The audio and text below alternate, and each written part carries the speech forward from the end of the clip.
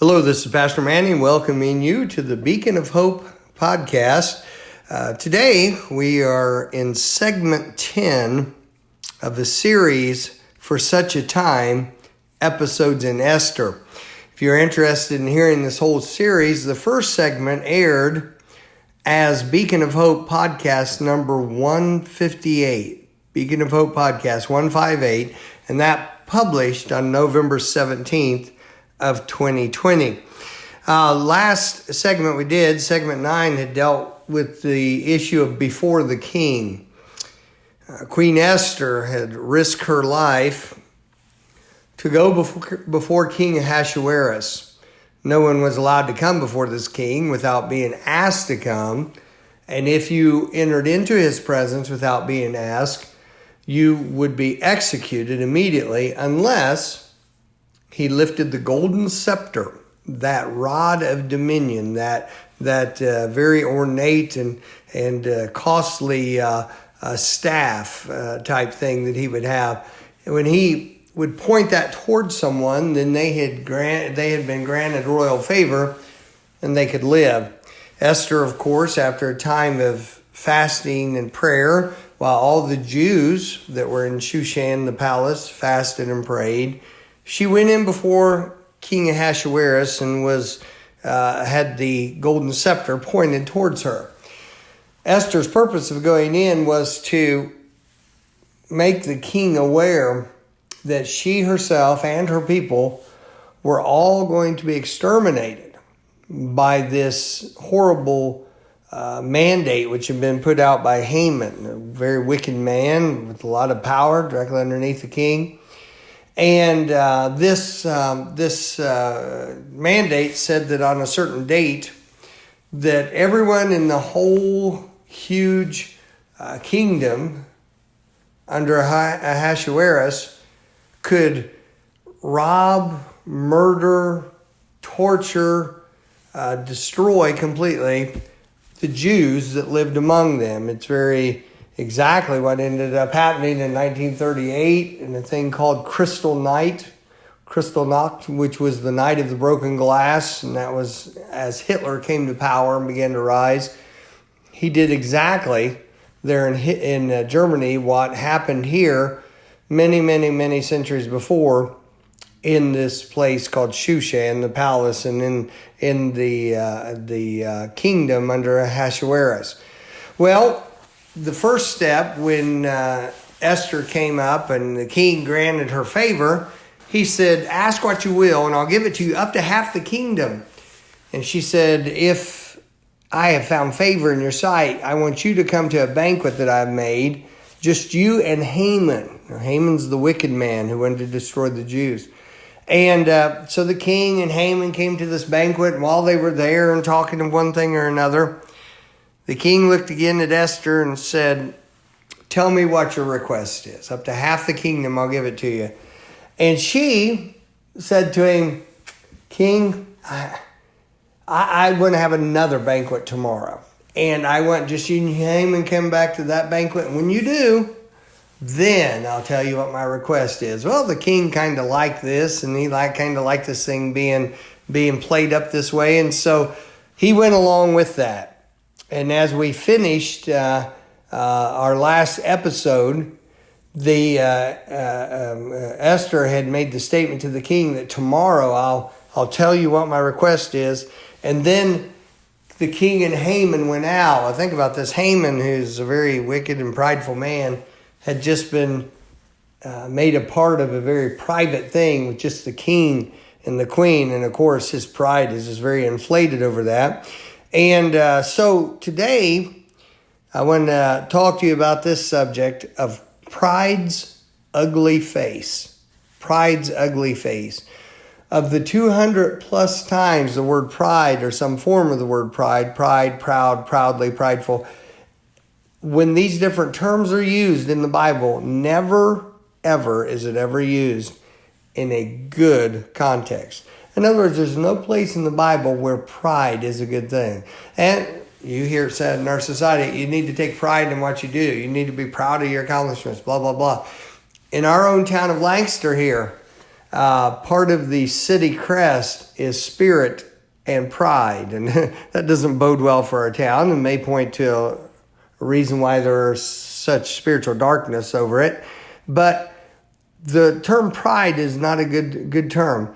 And so I want to talk to you a few moments here about pride's ugly face. I begin reading in Esther 5, verse 9.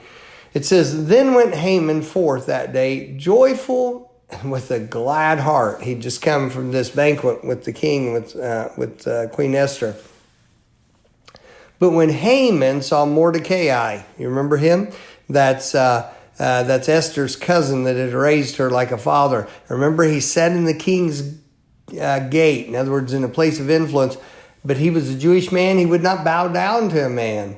And boy, that really bothered Haman. So here Haman comes out, and he's very excited about what just happened. But he comes out, and he saw Mordecai in the king's gate, that he stood not up nor moved for him. He was full of indignation against Mordecai. Let me tell you, pride's ugly face. One person not showing reverence to Haman caused everything else to be of no value to him. Totally took away all of his joy in life. He frankly admits that in verse 13. I'm going to turn over to that in chapter 5, where Haman says this. He says, "Yet all this availeth me nothing, so long as I see Mordecai, the Jew, sitting in the king's gate." He was talking there about all the wealth he had and all the opportunity he had. And he said, that's not even worth anything to me as long as Mordecai is there. Pride's ugly face is very self-centered and one issue oriented. It always is. This one fellow's not doing what I want. This one thing isn't the way I want it to be. It isn't like I want it to be. And therefore everything else is messed up. That's pride's ugly face. Pride's very one issue oriented. Just this one thing is all that matters. People will walk away from marriage because of this one thing. People will leave a church because they're upset about one thing. They will just totally disregard 20, 25, 30 years of service together, of loving God together, of all the good that's been done for them and all they've been involved in because they get upset over this one thing. That's pride. That's pride's ugly face. And boy, it showed up here. I continue to read. Verse 10, "Nevertheless, Haman refrained himself. And when he came home, he sent and called for his friends and Zeresh, his wife." It's interesting. The word Zeresh means golden. I don't know if that means that they thought she was valuable or she was expensive. I don't know which that was exactly. But here Haman temporarily restrains himself. Why? So he could brag loud and long about himself. This is absolutely sickening what happens next. He calls in his wife. He calls in his friends. They all come in, and here Haman is. Verse 11. "And Haman told them of the glory of his riches, of the multitude of his children, and all the things wherein the king had promoted him, and how he had advanced him above the princes and servants of the king." Can you imagine anything more sickening, disgusting than all this? Can you imagine that? Here a man is. He's vile and he's obnoxious. He calls his wife in, calls all his friends in, and says, now I'm going to sit you down and tell you how great I am. Let me tell you about how great I am. Let me tell you about how rich I am. Let me tell you about how many children I have. Let me tell you about what the king's done for me. This guy is so prideful and so self-centered. He's just sickeningly obnoxious. Then, as I continue in verse 12, it says, "Haman said, moreover, yea, Esther the queen did let no man come in with the king unto the banquet that she had prepared but myself. And tomorrow am I invited unto her also with the king." He says, "I want to tell you something." He says, "I get to go back again tomorrow." Then verse 13, "Yet all this availeth me nothing, so long as I see Mordecai the Jew sitting at the king's gate." Let me say to you, wounded pride paints itself as a victim. Here he's talking about how great he is and how wealthy he is. And then he says, "Oh, poor me. I've got this one fella. And as long as he isn't doing reverence, nothing else matters in life." And wounded pride does that, likes to paint itself as a victim, because pride's at the core of manipulation. And people who can go from being bragging and even being threatening to being, oh, poor me, at the drop of a hat, they are called manipulators. This is the ugly face of pride. Verse 14, the last verse in this chapter, reveals something about Haman's wife and his friends, and it reveals that they are no better than he is. Verse 14, it says, Then said Zeresh his wife, and all his friends unto him, Let a gallows be made of 50 cubits high. That's huge. At the very least, that's 75 feet tall. It may be up to 100 feet tall. Said, Let a gallows be made 50 cubits high, and tomorrow speak thou unto the king that Mordecai may be hanged thereon. Then go thou in merrily with the king unto the banquet. And the thing pleased Haman, and he caused the gallows to be made. Can you imagine this? Haman's wife says, I'll tell you what to do if this guy's bothering you. You build a gallows so high and so large, it's just unbelievable. And it's going to break Mordecai's neck and maybe tear his whole head off. He's going to drop so far before that rope snaps.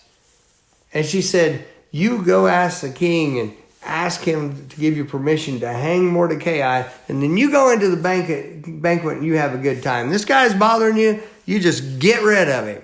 You use your power and you get rid of him. And you get him out of your life. You get rid of your troubles there. And you go on before the king and enjoy that banquet together.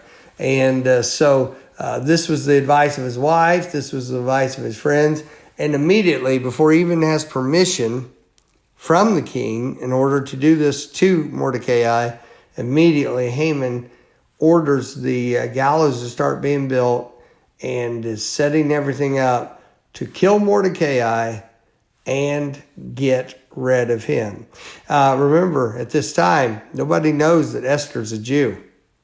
And so this thing's quite hidden from them. Well, that's all for today. But I'm going to, next segment we come back, will be entitled Deliverance Begins. God is not mocked. Deliverance begins. God is not mocked. You're going to want to hear and see what God did in this situation. If you want to be prepared for it, read Esther chapter 6, verses 1 through 11. God bless you and have a great day.